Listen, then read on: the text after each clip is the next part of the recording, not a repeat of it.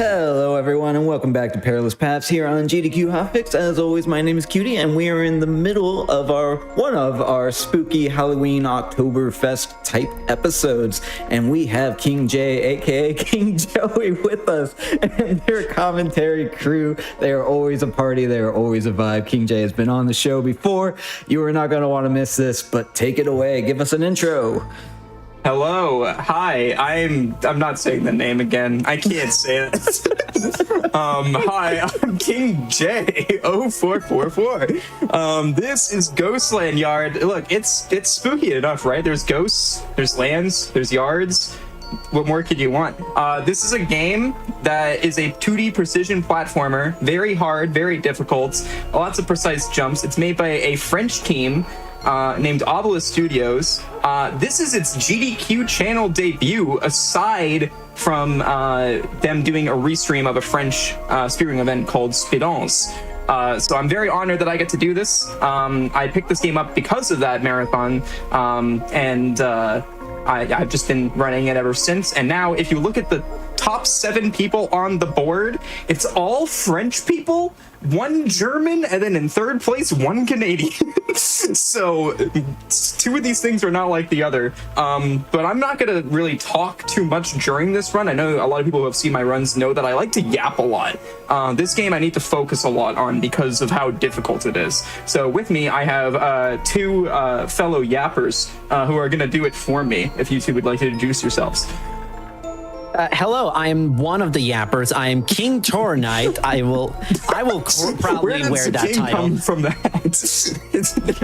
I also run this game. Notice how King J has said top 7. I am 9th, if I remember correctly, and 8th is also being ran. Shoutouts to Otkara for being, Kara and I are the 8th and 9th non-European people on the leaderboard, and I also was one of the professional yappers of that Speed-Ons race back in February. And I am the TaraStark, or Queen Tara, if you're feeling spicy.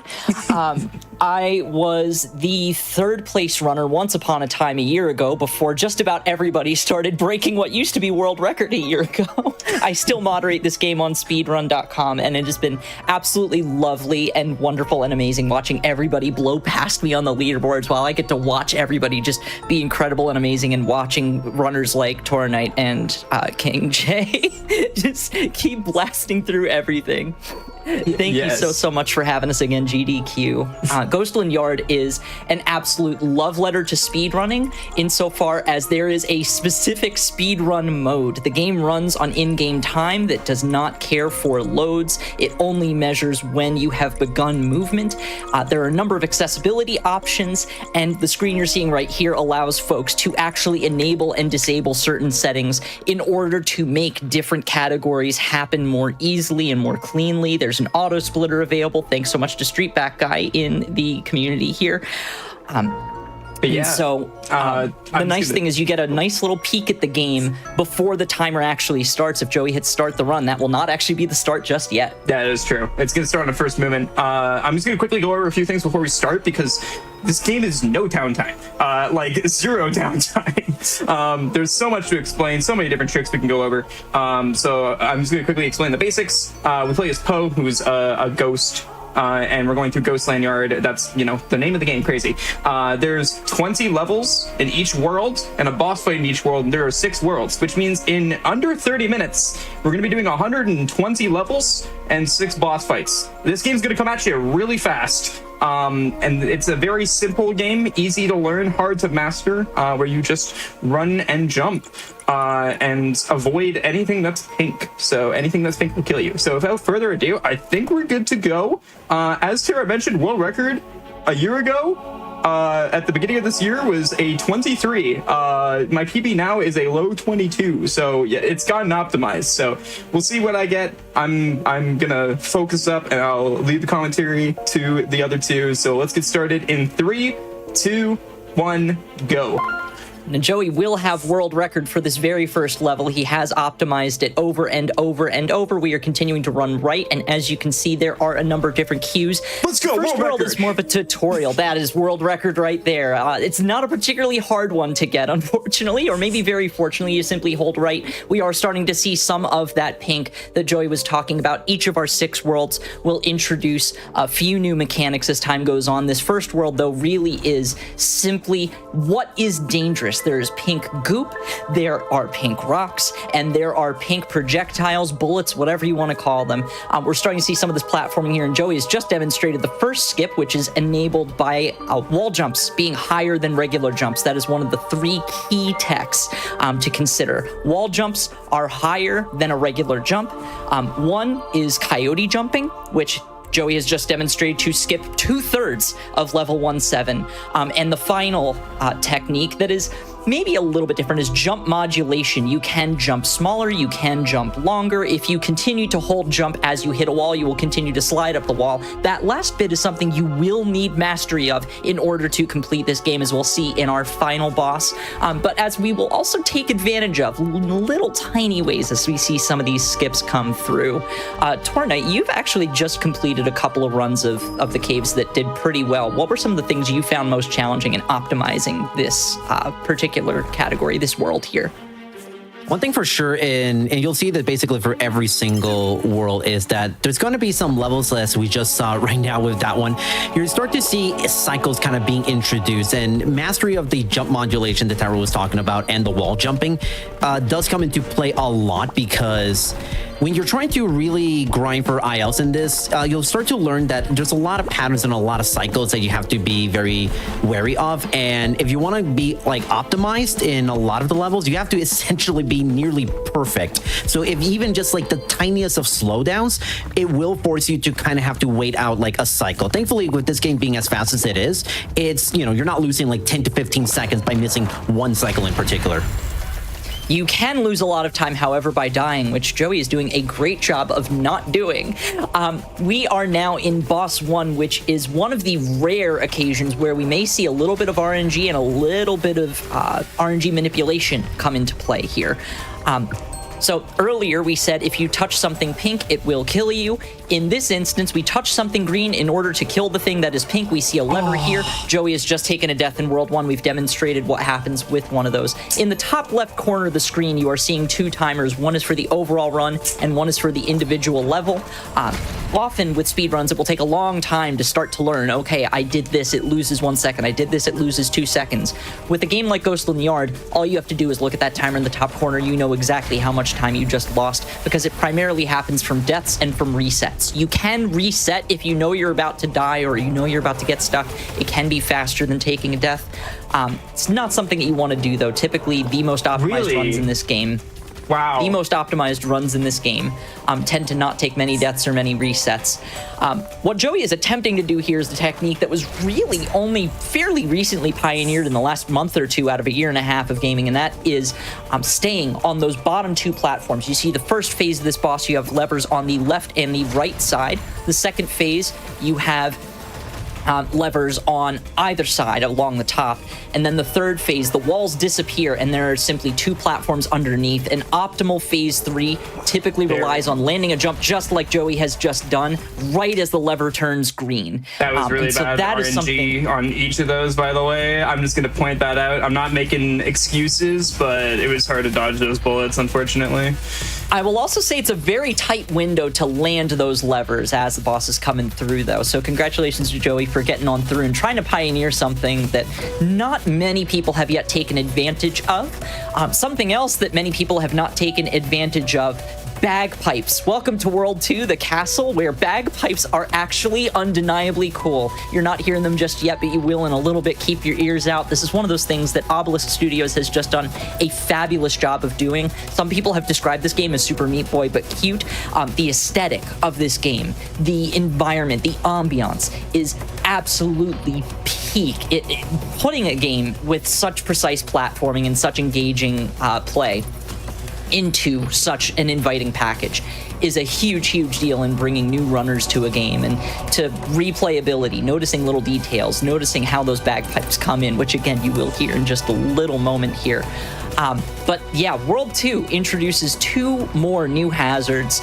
They are all spinning balls, one essentially spinning on a rope, and the other slides back and forth. I've come to calling them the table saws, and they really start to demonstrate how important cycles are to this game. Toro, you've talked a lot about how cycles are really important to getting through and just hitting exactly what you need.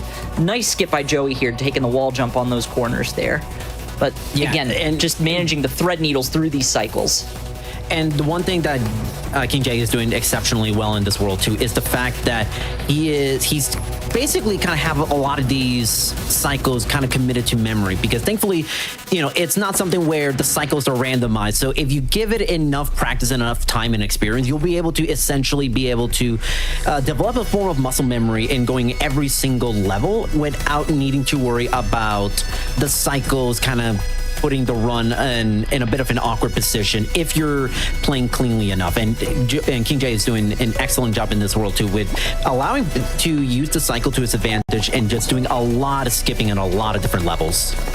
Yes. By the way, that was another world record IL equivalent there on level 218 earlier. This one can get a little bit scary. There's a very scary skip there. We've taken the safe route. Now we are again experiencing the absolute joy and ambiance of this game. This is the World 2 boss, which is a chase sequence, incredibly cinematic. And those bagpipes, if you haven't heard them before, are clearer than ever. We are going through a chase sequence here. We've made it to the end. Wow, that was really calming. I'm glad that the boss is over. Thankfully, nothing's going to happen. Just kidding. Yeah, this is again where cycles come into play, because those balls that Joey is dodging so expertly right now coming down this tower started spinning at the very beginning of the level, and so in order to get those cycles to match, you have to be so precise.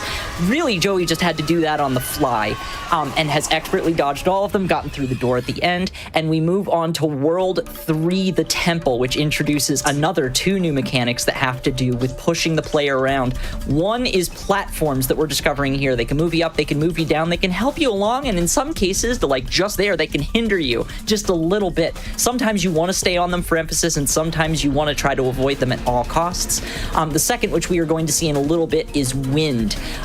Wind is a fabulous and sometimes frustrating mechanic, because it is very physics-based. And so when you're talking about gravity, when you're talking about fighting gravity, things can get a little bit complicated. Joey is doing kind of a half skip here, but still skipping probably about 85% of the level, not having to sit on that platform. Here is the wind. Now, the wind is used in some very fun ways. Sometimes it can be used as a force field to propel a player or to keep them from going through. Sometimes, like it is here, it can be used as a sort of anti-gravity riding along the ceilings.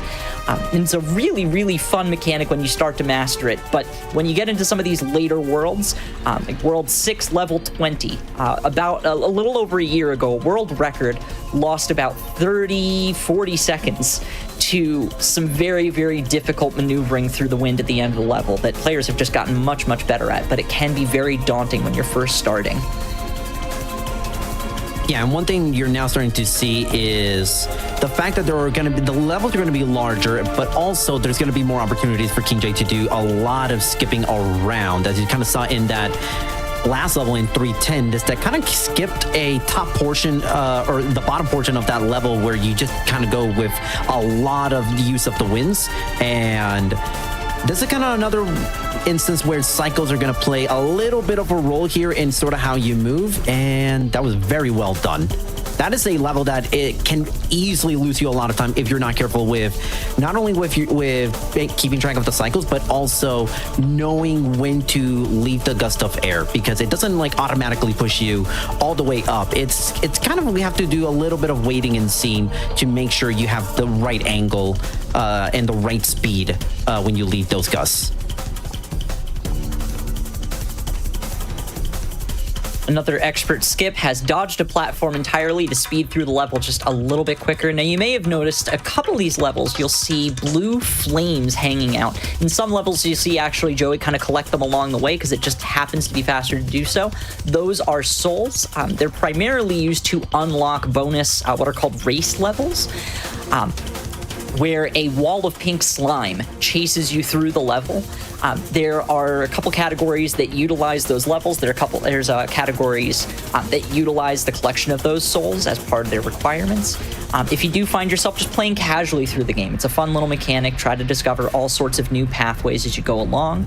However, the 126 souls category does not have to deal with Boss 3. Boss 3, for many, is more intimidating than Boss 6, our final boss. You'll see some elements here that repeat themselves there, but the 3 to watch out for here are the big laser that has just been chasing Joey around. The small laser that you see spinning around, getting smaller and smaller and smaller. When it reaches its smallest point, a pink ball is shot out and follows all the wind, which makes it very, very unpredictable and very hard to avoid. And I haven't seen a dog yet. Here we go. We see a reticle attached to Poe, and we see a dog begin to chase Poe's path, which you can see a trail of, kind of like battling. Joey has completed Boss 3 without a death. That is one that kills a whole lot of runs. So congratulations, Joey. We've entered Surprisingly, World 4. Boss 1 gave me more of a trouble than Boss 3. That doesn't happen usually, so good to see that, I guess. I don't think I've ever seen that, actually. So, hey, you made up the time. Well done. Yeah, in my practice, I died twice to that today. So instead, I took those 2 deaths somewhere else. I mean, that's okay. I did tell you before the run, hey, those 2 deaths in Boss 3 in practice, you just got them out of the way so that you would be deathless on the marathon run. Yeah, exactly. This is World 4, by the way. It's a snow world. Shouts to Canadians. It's me. Hi. Hi, indeed, Canadian. Welcome to the mountains, where we introduce 2 new mechanics. You've already seen Joey tackle these sticky walls here. You'll see they are green in this world. They turn other colors in other worlds as well. But essentially, in most worlds, when you hit a wall, you begin to slide down. You can jump up. You can use your jump modulation to keep sliding up a wall once you've hit it. Here, with sticky walls, that does not happen. You hit the wall, and you stay exactly where you are. There are some situations where you can wind up hitting a wall and not being able to jump out without throwing yourself into an obstacle. So they can be as much a danger as a help in some situations. So you got to watch yourselves with those sticky walls. The other new mechanic are these slingshots, which can be used to propel yourself at extreme speeds. It takes a lot of very, very precise movement, or a lot of very, very precise release to take your momentum across these perilous paths through Ghostland Yard. Toro, I know you've seen a lot of folks have some trouble with these slingshots. I don't know how you felt about some of them. I had a great time with them, but it's really fun to kind of go to see yourself being flung over across the level. But one thing for sure that players have to sort of really be wary of is the fact that if you notice, these levels are massive. I believe they are the biggest collection of levels in the entire game, even more so than World 5 and World 6, because of the fact that you're using these slingshots to just go travel large distances. And the thing is, sometimes it can be a little bit tricky trying to know when do you actually have to get out of the slingshot and figure out, like, okay, am I taking the quick path, or am I taking the safe path?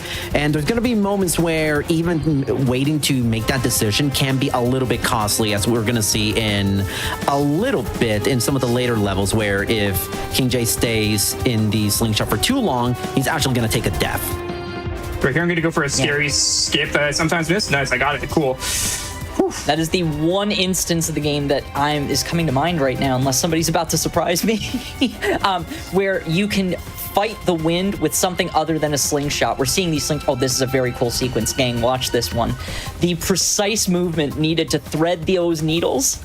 Oh man, I love it. Once you get the muscle memory down, it's not actually that hard, but it is such a joy to watch, and it is so satisfying to be able to pull off. Toro was saying earlier about muscle memory starting to take you along.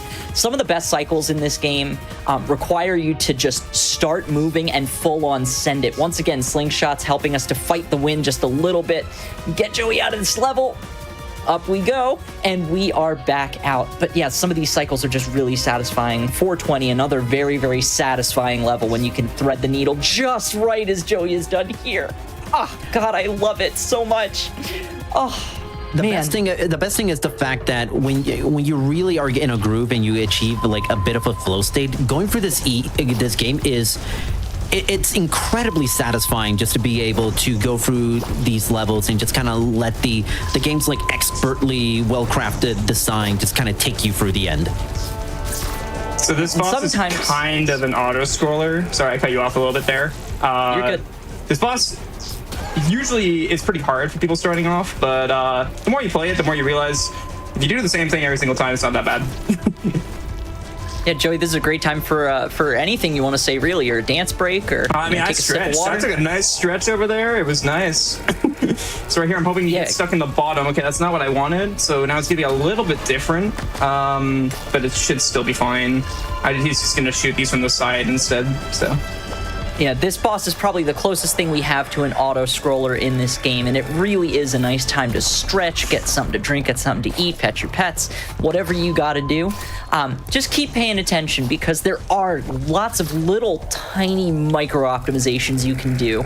Essentially, the boss has to fling itself into a slingshot in order to die. The faster that the boss can be flung into the slingshot, the better. That was a near miss, but very close, and so as a reward for taking care of ourselves in Boss 4, we get to enjoy World 5, which is maybe one of the most vibey worlds in the entire game, and probably one of my favorites, not just for the vibe, but for the mechanic. It's the best world in the game, hands down. I honestly, I agree. This is my favorite mechanic in the entire game. So, the mechanic here, if you haven't already guessed, is multi-jump. These yellow orbs that Joey's collecting allow for one extra jump while in the air. That allows for a lot of very, very interesting sequence breaks. One in level 5-1 was blink and you miss it, as we skipped about 80% of the level just climbing along the left wall instead of taking the intended path along a number of platforms on the right. There are a couple situations where we might want an extra multi-jump, but don't necessarily need it. Joey's about to land it here. Very nicely so done. Tight. It is incredibly tight. It's an extremely difficult and very difficult jump to. Do we get it even on second try? It is extremely impressive. Yeah, some of these are just really, really tight. Especially trying to skip any number of multi-jumps because they can really save you, but the optimizations available when you're able to skip 1 or 2 or 3 here and there, and just getting to watch the looks on everybody else's faces as you blow through what they thought they needed. Nope, you've got this. Yeah, the sequence breaks available with multi-jump really do open up the entire world and make this just even more satisfying to play around with.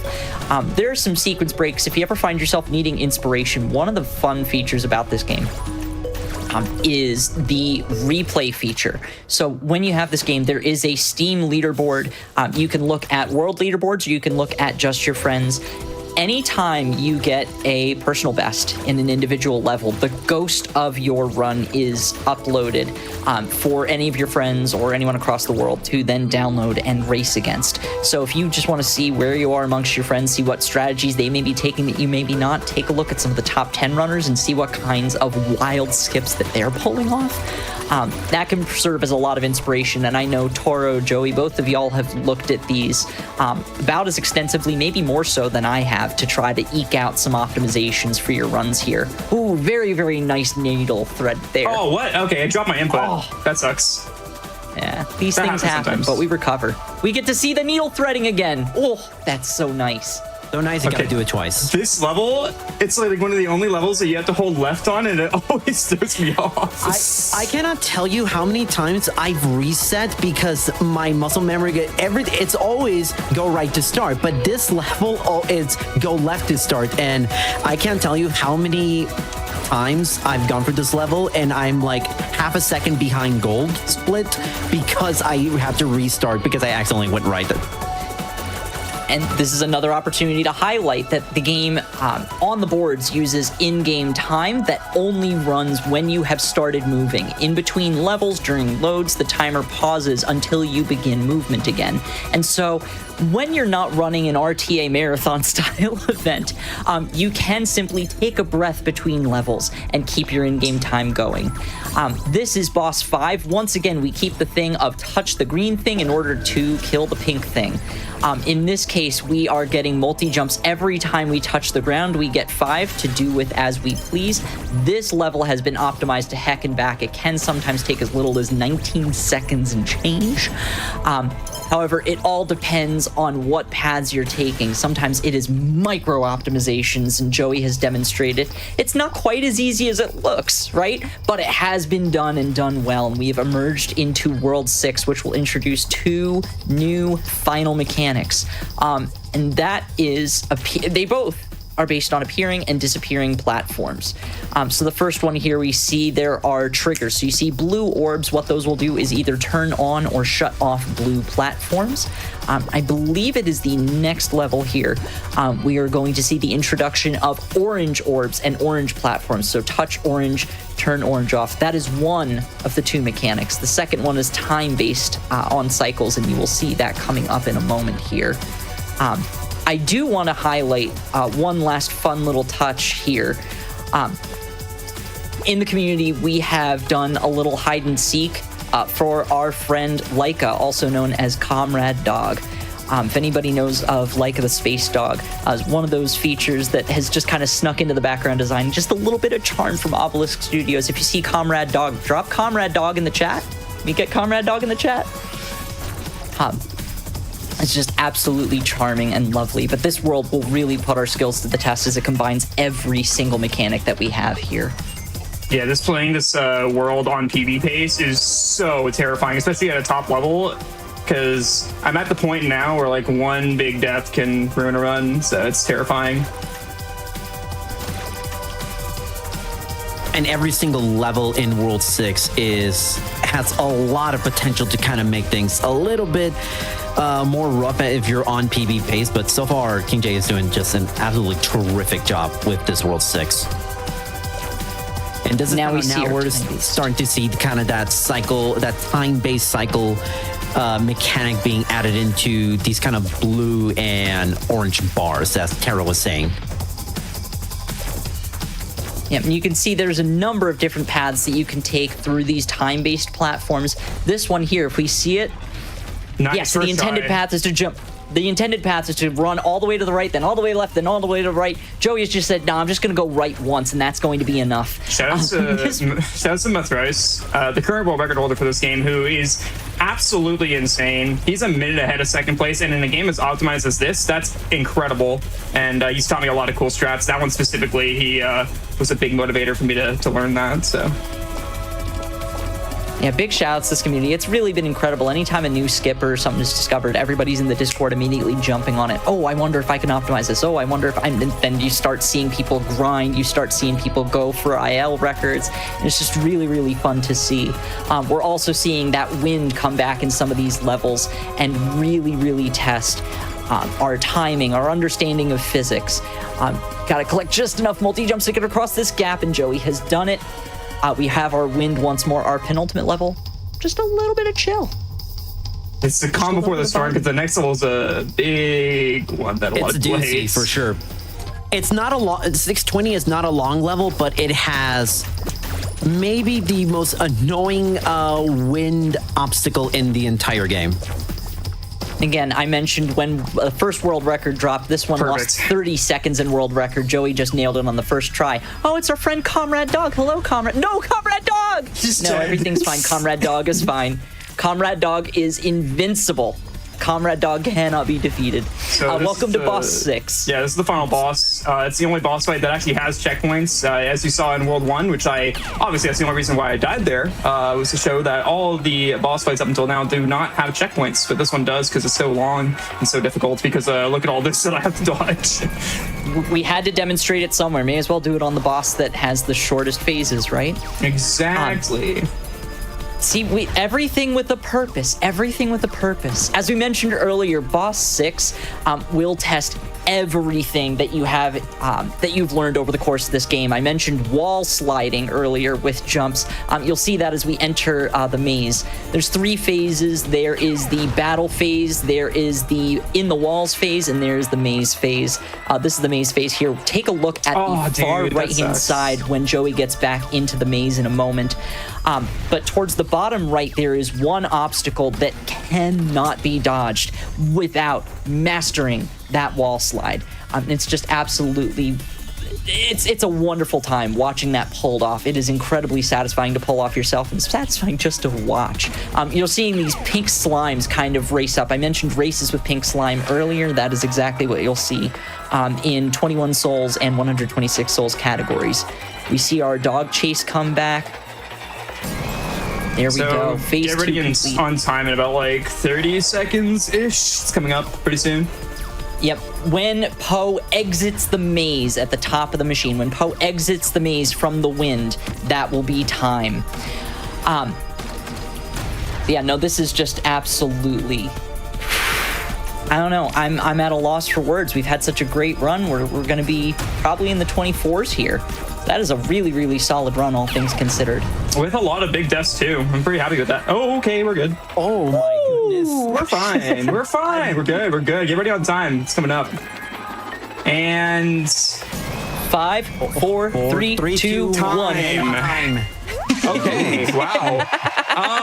Considering the amount of death. Oh, by the way, you get to see this now. There's the death count. There's the reset count. That's a 24:15 RTA. That's about 2 minutes off PB, but considering the big deaths that I had, I will happily take that. And it's very still underestimated for RTA. So that is Ghostland Yard. It's a very amazing game, honestly. Shout out to Apollo Studios. We haven't shouted them out enough. Shout outs to them. This game is incredible. It was actually on sale recently. It's not anymore, I'm sorry, but it frequently goes on sale for less than $5. But it is, I think, $15 without a sale. So if these kinds of games are your thing, feel free to pick it up and give it a try. Whether it's just some ILs, we have a lot of people who came into the community with just ILs, or if you want to be like me and Toro and start with any percent, get like that 2-hour any percent time and whittle it down slowly but surely. But yeah, that is I think like a year ago this would have been world record, right? Something like that. Yeah, that's correct.